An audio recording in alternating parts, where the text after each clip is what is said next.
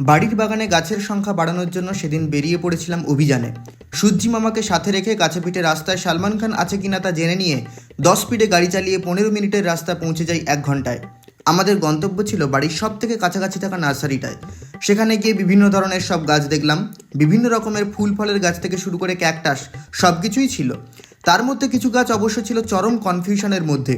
তাদের জীবনে কি থেকে কি ঘটে যাচ্ছে তা ঠিক ধরতে পারছিল না।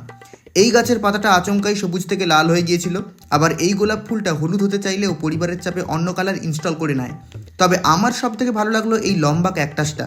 এটার ওপরে উঠে পড়লে বালিচক স্টেশনে কোন ট্রেন যাচ্ছে তা সহজেই দেখা যাবে। তারপরে পৌঁছে যাই নার্সারির লঙ্কা সেকশানে। সেখানে টুনি বাল্বের মতো বিভিন্ন কালারের লঙ্কা হয়েছিল। নার্সারিটার একটা অংশ বরাদ্দ ছিল সদ্যজাত ক্যাকটাসদের জন্য, যাদের সবসময় সিধু এবং পটার গান শোনানো হচ্ছিল।